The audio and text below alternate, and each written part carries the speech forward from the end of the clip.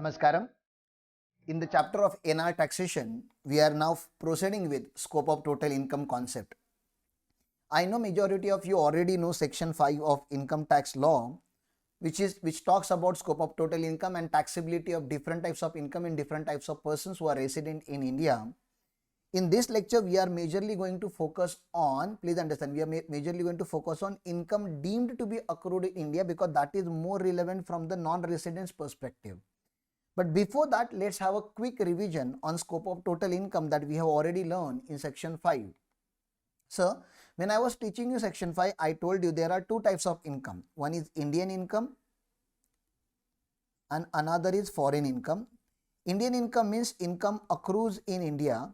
Okay, income accrues in India, income received in India, income deemed to be received in India, and income deemed to be accrued in India. Income deemed to be accrued in India.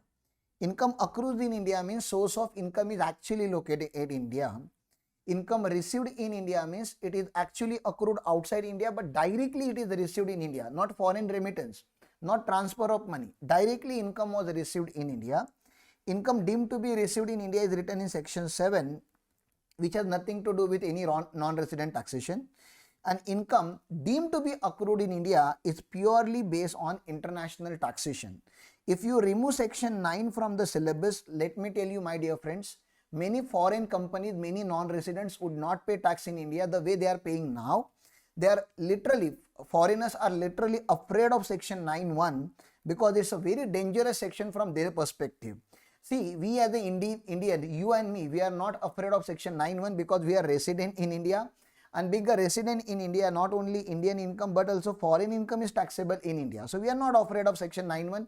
In fact, majority of you in practical life might have never applied section 9(1). To apply section 9(1), you need to have a client like a foreign company or non-resident, then only you will understand the game of section 9(1). So the focus of this lecture is on section 9(1), but we are just touching upon other points as well. Sir, if income is actually accrued in India or directly received in India or deemed to be received in India or deemed to be accrued in India, it becomes an Indian income, and once it is an Indian income, it is going to be taxable in the hands of ordinary resident, non-ordinary resident, and even non-resident. This income which is deemed to be accrued in India is Indian income, and it is going to be taxed even in the hands of non-resident. This is what you should learn in this lecture. So what about foreign income? Is it taxable in India? Beta, foreign income means, first of all, it is accrued outside India. It is accrued outside India, and it is accrued outside India. It is received outside India. Okay, accrued outside India and received outside India, then only it is a foreign income. But here we are having two categories. For taxation purpose, we have divided this whole income into two categories.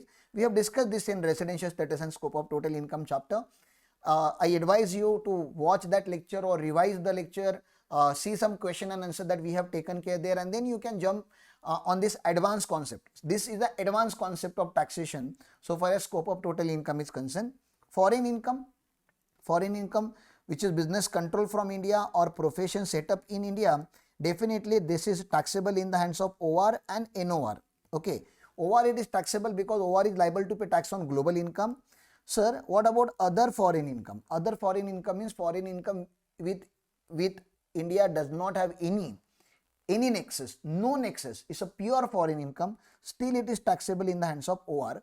OR is the person who pay tax on global income, and NR is the person who pay tax only on Indian income. So what you should remember now, NR pay the tax only on Indian income, and for NR, from the perspective of NR, now we have to learn what do you mean by Indian income.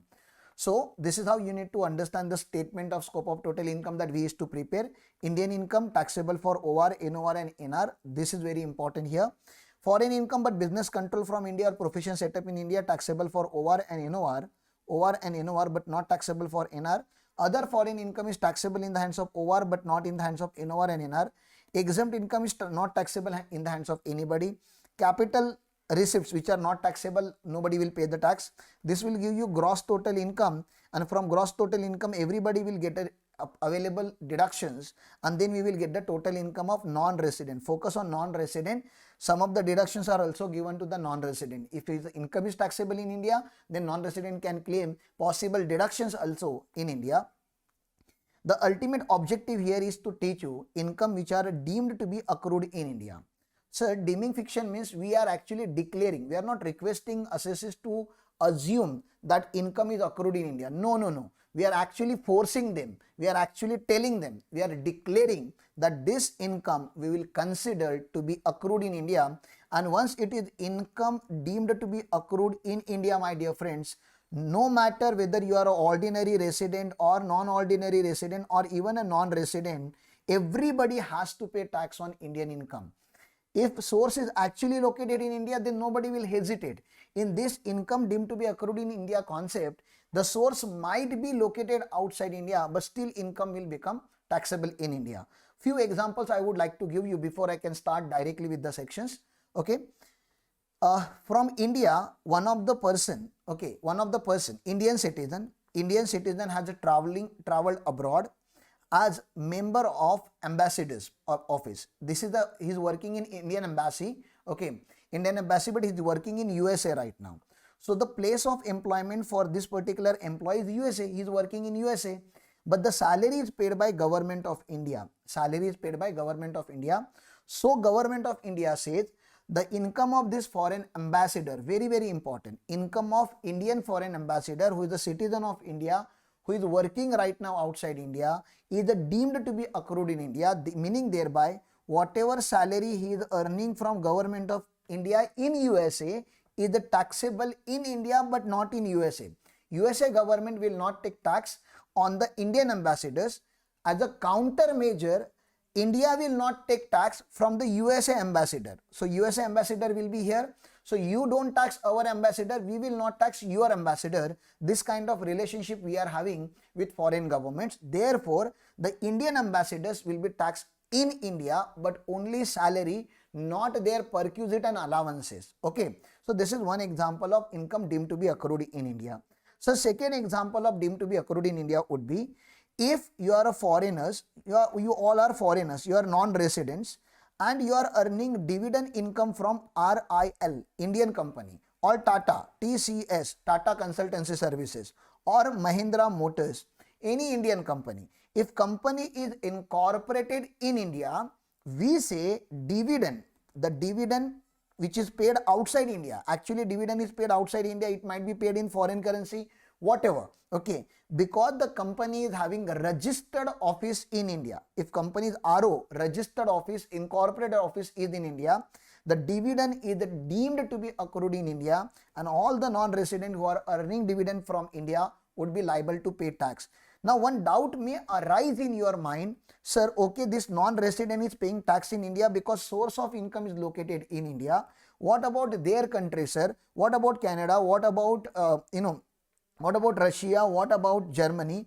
In their country, will it become taxable? Yes, my dear friend, in their country also it will become taxable because they are resident of respective nation. So in their country, it will be taxable on residence basis, whereas in our country, it is getting taxable on source basis. After this chapter, my dear friends, after taxation of non-resident, in taxation of the non-resident chapter, you have to learn double taxation. So this is the situation where double taxation may arise, but in the next chapter, you will learn that there are certain agreements called DTAA, Double Taxation Avoidance Agreement, where we take care that double taxation should not arise in India. Okay, so these are some examples that I wanted to tell you. Sir, what if some foreign employees, say for example, employee of L&T, okay, employee of L&T Germany has come to India for some kind of project, and right now he is working in India. These employees are working in India. Right now this employee, he is not a government employee, he is a private sector employee, and because employment of this employee is located in India, though he is from outside India, his employer is from outside India, he is getting salary outside India, but still his salary will become taxable in India because right now his source, which is employment, okay, not employer, it's employment, location of employment is located in India, and therefore this is income deemed to be accrued in India. This is another example you should remember. Sir, next one. So, what if this is India and foreigner has given us some IPR? IPR means intellectual property right, and India is making payment to this particular non-resident in respect of this IPR, intellectual property right. Obviously, this particular NR is earning from the source located in India, and therefore we will deduct the TDS of this NR under section 195. If the specific section is not available, then we are going to deduct in general section 195. Just wanted to tell you that yes, this particular income is taxable in India.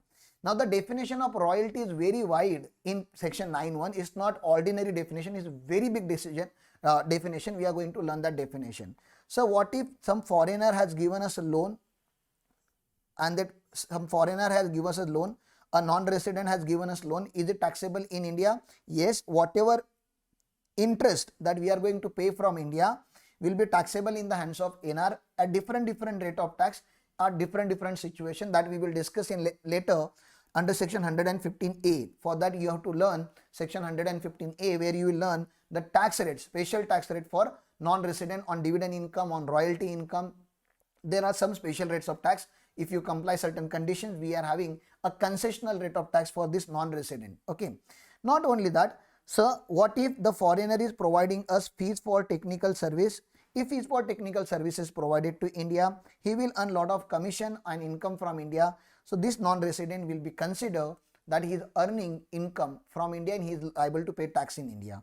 So this is the chart that you should remember. We have already discussed this chart in the chapter 2, but let us revisit it once again, because right now we are talking from the perspective NR or foreign companies. NR, please understand, income deemed to be accrued in India. If income is accruing outside India, practically it is accruing outside India, but directly or indirectly, okay, it is through or from any business connection in India. This section use word a business connection, which is very wider term, my dear friend. Usually, according to DTAA agreements, income will become taxable in India only if permanent establishment is located in India. But section 9.1.1 is very strict section. It says no. If you have any business connection in India, that too directly or indirectly, this amendment was taken place after the Vodafone judgment that we have discussed in capital gain chapter. Obviously, if somebody has earned income directly or indirectly through or from any business connection in India, though this income has accrued outside India, we will say no, it is deemed to be accrued in India, and deemed to be accrued in India means it is taxable in India even if you are a non-resident. Okay. Any property or asset or source of income in India, or transfer of capital assets situated in India. That's the first clause. Second clause is salary for services rendered in India. Just now we have discussed whatever salary is earned by the private sector employees of foreign countries, they will earn income in India. So foreign government's employee will get the exemption, that foreign ambassadors, we will discuss that in exemption series, that whenever foreign ambassadors comes to India, they will get an exemption, and even some private sector employee will get an exemption if they don't stay in India for 90 days or more. So we have exemptions for them, but by default it is income deemed to be accrued in India. First of all, we are making income deemed to be accrued in India, then only there is a point of making exemption or talking about exemptions. 913 is for salary payable by government of India to citizen of India who is working outside India as a foreign ambassador. Okay. So that is also taxable, but here you should point out one note: allowances and perquisites are exempt. Allowances and perquisites are exempt. Only salary is taxable in India. This point we have already spoken. Very simple point. Any dividend from Indian company paid outside India, because we assume, according to section 9.1, we assume that if a company is registered in India, then dividend is accrued from India, and the moment dividend is accrued in India, definitely NR has to pay tax on dividend distributed by Indian company. So these are the easy parts of section 9.1.1. Now the most important aspect of 9.1.1 is IPR. Please understand, interest, IRP, interest, IRF, okay, interest, royalty and fees, IRF, clause number 5, clause number 6 and clause number 7. Clause number 5 talks about interest, clause number 6 talks about royalty, and clause number 7 talks about fees. Now the law is common for all these three clauses. Please understand, here the word is used, okay, Use is very, very important. If loan was used in India, interest is accrued in India. If IPR was used in India, then interest is accrued in India. If technical service was used in India or project in India, it was accrued in India. Whether you are resident, non-resident, it doesn't make any sense. The moment you see these particular services were used in India, that means India is generating revenue for you. And because India is generating revenue for you, we are having all the rights to declare this income as income deemed to be accrued in India, and it will become taxable. Okay. Now, section 918 is recently amended. It says gift provision. If you are making payment to any non-resident without any consideration, he has not done anything. That means you are giving gift outside India to non-corporate, non-resident or a foreign company, and that money is more than 50,000. That gift amount is also taxable in the hands of non-resident. So if you are having a friend outside India or a girlfriend outside India and you are transferring 2 lakh rupees as a gift, please understand 2 lakh rupees is taxable in her hand. Okay. So let's talk about these 3 clauses first. This is very important. Payable by. Now who is making payment of this? Obviously we are talking about India. So Indian resident will make payment. Indian resident will make payment of royalty, interest and fees for technical service. Definitely it will be taxable in India, but only one exception is there. What is that exception, sir? If you use this particular loan, IPR or technical service on the project which is located outside India. So one resident, please understand, very simple example. One resident is making payment to non-resident for a project which is located in Sri Lanka. Resident in India making payment to non-resident for a project located in Sri Lanka. Just because Indian resident is making payment, that doesn't mean it will become taxable in India. The project has to be located in India, then only the income is deemed to be accrued or arise in India. If government of India makes you payment, please understand, government says whenever we make you payment, by default you have to assume that the income is accrued in India. Whether the project is located in India or outside India, that is none of your business. Government of India is making payment, game over. The income is deemed to be accrued or arise in India. By default, it is taxable. Please understand. Sir, one NR is making payment to another NR. A Chinese is making payment to Japanese. Is it taxable in India? Yes. A Chinese making payment of interest or royalty or fees for technical services to the Japanese, but the project is located in India. If the project is located in India, then definitely the source of income is located in India, and it is taxable in the hands of non-resident. One note, section 9(1) details about income which are deemed to be accrued in India. There is one section 9A which talks about circumstances where income will not be deemed to be accrued in India. That means we are giving some concession to people who are there in section 9A. So who is there in 9A? So there is an eligible fund manager who manages the fund of non-resident under the guidelines issued by RBI. There are a lot of conditions that this particular person has to comply. If you comply all the conditions given under 9A, then this manager is exempted from tax system but not from compliance. He has to do a lot of compliances. If he doesn't comply, if he doesn't submit the statements on the time, then there are penalties on him. So though he is not liable for tax, but he is liable for compliances. So that is there in 9A. We will discuss when we reach to 9A. Thank you.